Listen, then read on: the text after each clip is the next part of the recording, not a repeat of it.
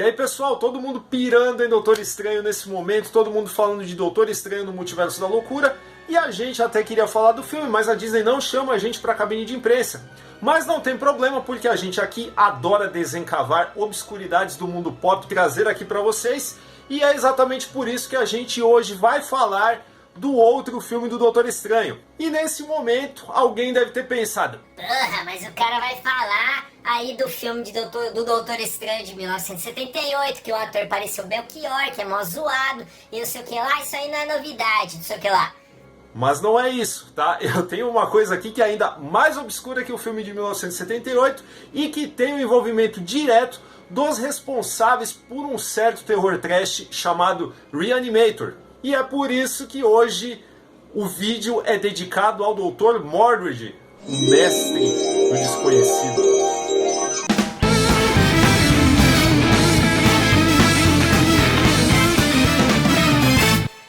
In a Manhattan apartment, Dr. M. Tom Mordred has stood guard between our world and the dark dimensions. Galera, antes de continuar o vídeo, por gentileza, aqueles recadinhos, tá? Já dá um joinha, não deixa pro final, senão você esquece. Também, se não é inscrito ou inscrita no canal, por favor, faz isso agora. E não esqueça de ativar o sininho para notificação a cada novo vídeo. Legal? Beleza, então vamos embora para nossa história aqui. Essa saga começa lá nos longínquos anos negros, os anos 90, um momento em que a adaptação de HQ não era tão bem vista, né? Embora tivessem sucessos comerciais como o Batman do Tim Burton, raridades, é claro, mas, no geral, o filme de super-herói era sinônimo de tranqueira. E até por isso, as licenças eram relativamente baratas. E é nesse cenário que o produtor Charles Band, que tinha fundado a produtora Empire alguns anos antes, por sinal, a mesma empresa por trás do já citado Reanimator e um outro clássico da época, que é o Do Além, adaptações de Lovecraft no caso, anos depois fundou a Full Moon, que é uma produtora que acabou ocupando um vácuo deixado pela Canon nos anos 80 para os fãs de filmes B. Só que diferente da Canon, a Full Moon ela não era especializada em filmes de ação, ela tinha um foco muito maior em filmes de ficção científica e de terror. E foi ali mesmo em que surgiram franquias que moram no coração dos fãs hoje, como Tracers, Dolmen, Puppet Master, Subspecies e por aí vai. Charles Band nunca escondeu a sua admiração, o seu lado fã de quadrinhos, tanto que um tempo atrás ele até fundou a Full Moon Comics, em que ele aproveita algumas propriedades da sua própria produtora, promove crossovers e por aí vai. Você pode procurar hoje em Full Moon Comics com X no final na internet, você vai encontrar esse material. E enfim, num cenário como dos anos 90, num cenário que a Marvel ainda não tinha explodido nos cinemas, nada estranho que uma propriedade da Marvel caísse nas mãos de um cara como Charles Band. E até porque a gente está falando de um personagem de segundo escalão da editora, então, normal. E assim, o contrato foi assinado, o Band ele tinha a faca e o queijo na mão para fazer seu filme do Doutor Estranho, que a gente sabia que não seria tão bom, mas o interessante não é isso. Esses contratos, no caso, eles sempre têm um prazo para que o filme entre em produção, para que o filme seja lançado e tudo mais. Nesse sentido, não me perguntem por que Charles Band acabou deixando esse prazo estourar. E aí, ao invés de correr atrás e renovar essa licença, ele resolveu fazer assim mesmo. Então, a gambiarra, no caso, era: vamos mudar uma coisinha aqui e vamos mudar o nome. Então pronto, eu faço a minha versão do Doutor Estranho. Só que basta você olhar para esse pôster que está aparecendo na tela agora e você já sente cheiro de Doutor Estranho se você já lia os quadrinhos na época.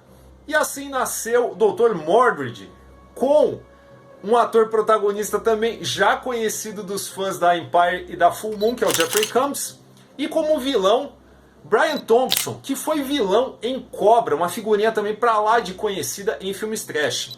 O engraçado é que na pré-produção do Dr. Mordred houve o envolvimento direto de um grande nome da Marvel. Ah, e se você pensou em Steve Ditko, você errou, porque não é ele, mas é outro grande nome. Simplesmente Jack Kirby fez artes conceituais para esta produção quando ela ainda se chamava Dr. Mortalis. E ainda estava sob o guarda-chuva da Empire e não da Full Moon. Now, after centuries of waiting, evil's ultimate warrior has arrived. Cabal is a demon who uses mortals to do his bidding. Inédito no Brasil até hoje, porém até lançado em Blu-ray nos Estados Unidos, Dr. Mordred é uma codireção entre Charles Band e seu pai Albert, que era uma figura assim com muita atuação no cinema, chegou até a produzir filmes para o Sérgio Corbucci, co-dirigir filmes com o mesmo Corbucci, e com o roteiro do C. Courtney Joyner. E a extraordinária cara de pau envolvida nessa produção, ela já se mostra nos créditos iniciais. Porque conforme esses créditos avançam, a gente pode ver uma informação ali um tanto quanto peculiar. Porque simplesmente consta, baseado em uma ideia original de Charles Band. Pois é, a gente sabe que de original não tinha nada. E assim começa o filme, nós conhecemos o Anton Mordred, que é um especialista em práticas ocultistas e que dá conferências, dá palestras de orientação forense. Ele mora num prédio antigo em Nova York e passa ali discretamente entre os outros moradores, embora ele seja de fato o dono do prédio. Posso dar spoiler, né? A partir de agora teremos spoilers. Prossiga por sua conta em risco. Só que ele é na verdade um mago protetor da Terra há mais de 100 anos, aguardando os sinais de uma profecia apocalíptica, e ele está lá justamente para impedir isso. O filme já começa com o herói sendo orientado por seu mentor, chamado Monitor, né, que é uma espécie de entidade cósmica à la o Eternidade, que os leitores da Marvel sabem do que eu estou falando. E vamos lembrar que eram os anos 90, né? Mesmo com dinheiro a rodo, existiam coisas dos quadrinhos que eram impossíveis de ser colocadas na tela. Dr. Mordred tem um orçamento astronômico para o seu modelo de produção, 2 milhões de dólares. Porém, a gente sabe que mesmo com um caminhão de dinheiro hollywoodiano, essas visões malucas que os desenhistas trouxeram para o Doutor Estranho, que era o que o Charles Band gostaria de ter na tela, não seria possível. Então, com 2 milhões de dólares, é óbvio que isso não seria alcançado. Então a gente não precisa sequer comentar os efeitos especiais desta produção. En caso de que volviera a desatarse de nuevo el poder de Cabal.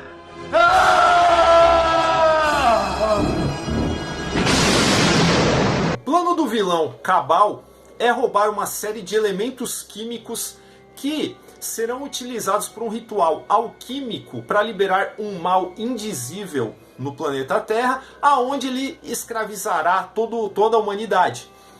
E esse ritual, o último elemento e o mais importante, é nada menos que a Pedra Filosofal, que está exposta no Museu Metropolitan em Nova York. O detalhe é que na apresentação desse vilão, que por sinal acontece no Brasil, no Rio de Janeiro, que a gente sabe que não é o Rio de Janeiro, mas aí você mete uma aérea lá do Cristo Redentor e tá tudo certo, aonde precisaria se botar respeito, mostrar o poder, mostrar a ameaça desse cara, que se teleporta para lá e para cá durante o filme, ele chega na cena de carro.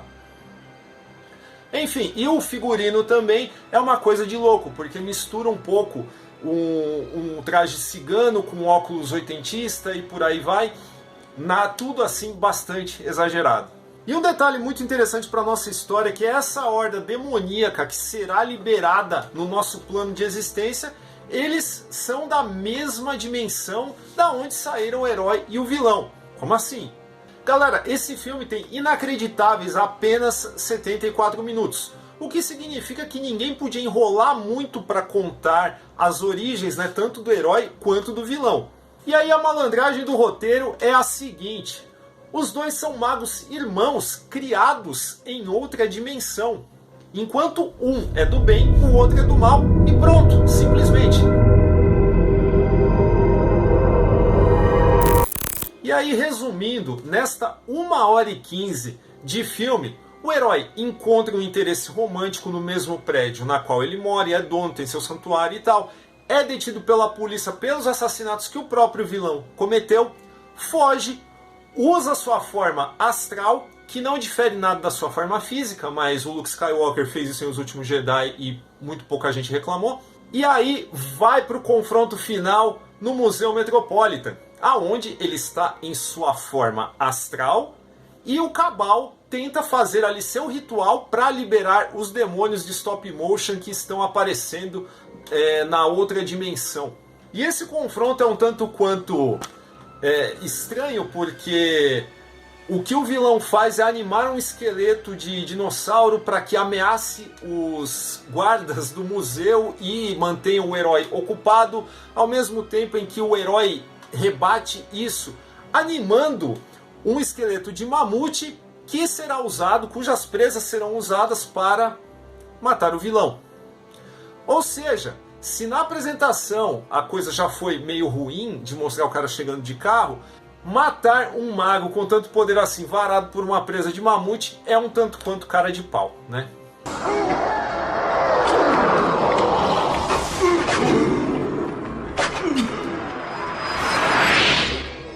O registro desse filme é muito interessante porque pensar em um tempo em que licenças da Marvel hoje que valem tanto dinheiro eram passadas em contratos assim por valor de cafezinho, dando origem a filmes com essa qualidade, que por sinal, o Dr. Mordrid, ele não é um filme pior do que o Quarteto Fantástico do Roger Corman, mas ele merece muito mais a conversa porque todos esses bastidores de produção eles tornam ele muito mais divertido, muito mais interessante de falar. Talvez falar do filme, falar do seu entorno seja muito mais interessante do que falar do filme em si. Mas até aí não tem problema você assistir o filme porque é só 1h15 mesmo, né? E enfim, esse foi um recorte divertidíssimo da cultura pop que a gente achou para trazer para vocês. Aí, se bateu a curiosidade, é só procurar aí no próprio YouTube, joga aí Dr. Mordrid e você vai encontrar pelo menos o trailer em HD, não sei. O filme completo, com certeza alguém colocou, não com legendas em português, é claro, mas você também pode achar esse filme completo aí numa qualidade bacana no Tubi TV, tubi.tv, tá aparecendo aí na tela. É um streaming completamente gratuito. Não tem legenda em português também, mas você pode se virar ali dando uma olhada no filme e tal. Muitos filmes têm legenda em inglês, esse não, infelizmente. Mas vê lá, dá uma olhadinha, quem sabe assista só o começo, para saber, sacar o naipe da cara de pau desta produção no geral. E fica aí o Formiga na tela sobre essa curiosíssima versão do Doutor Estranho, essa versão alternativa, essa versão estranha. Os recadinhos de sempre, redes sociais, Facebook, Twitter, Instagram, onde é @formiga.elétrica. Também não esqueça que o Formiga Elétrica tem uma campanha de financiamento coletivo e recorrente no Apoia-se, apoia.se/Formiga Elétrica. Vê se você quer contribuir com a gente, ajudar a gente a aumentar a nossa qualidade técnica, expandir nosso conteúdo, trazer mais bizarrices da cultura pop aqui no canal. Comenta aí, compartilha, fala pra nós se você gostou do vídeo, gostou desse tipo de abordagem, desse tipo de assunto. E é isso, ninguém pode falar que a gente não falou do Doutor Estranho, hein?